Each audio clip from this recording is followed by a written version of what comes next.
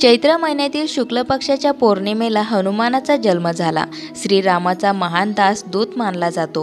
हनुमान आपल्या भक्तांवर आलेले कोणतेही संकट तात्काळ दूर करतात, म्हणूनच हनुमानाला संकटमोचन असेही म्हटले जाते। तसे तर हनुमान हे स्वतः भगवान श्रीरामाचे निस्सीम भक्त आहेत आणि त्यांचे नाव नेहमी स्मरणात ठेवतात। परंतु एकदा जेव्हा भगवान श्रीराम देखील संकटात सापडले होते, तेव्हा हनुमानजींनी पंचमुखी अवतार घेतला आणि त्यांना संकटातून वाचवले। हनुमानजींच्या 5 मुखी अवतारांबद्दल जाणून घेऊया।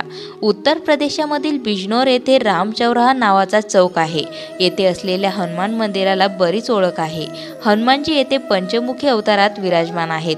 असे मानले जाते की बजरंगबलीने पंचमुखी अवतार घेऊन रावणाचा भाऊ अहिरावण याला मारलं होतं।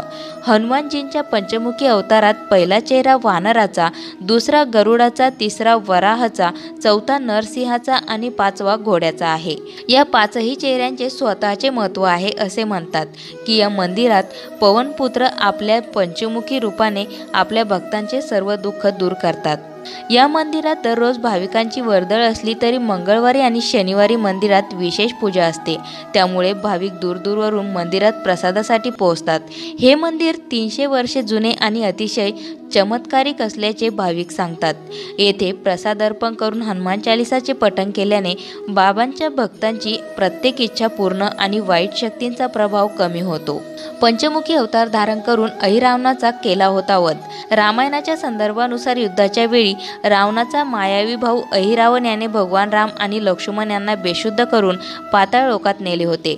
अहिरावणाने पाताळातच 5 दिशांना दिवे लावले होते।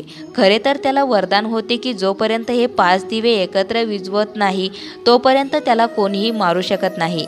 अहिरावणाचा हा भ्रम संपवण्यासाठी हनुमानजींनी पंचमुखी अवतार घेतला। हनुमानजींनी 5ही दिवे एकत्र 5 दिशांना तोंड करून विझवून अहिरावणाचा वध केला होता। अहिरावणाचा वध केल्यावर हनुमानजींनी आपले प्रभू श्रीराम आणि लक्ष्मण यांना पाताळ लोकातून मुक्त केले होते। असे म्हणतात की जो येथे खऱ्या मनाने प्रसाद देतो, त्याच्या सर्व मनोकामना भगवंत पूर्ण करतात। अशाच नवनवीन माहिती व्हिडिओसाठी मंगलम या चॅनलला सबस्क्राईब करून बेल आयकॉनला जरूर प्रेस करा।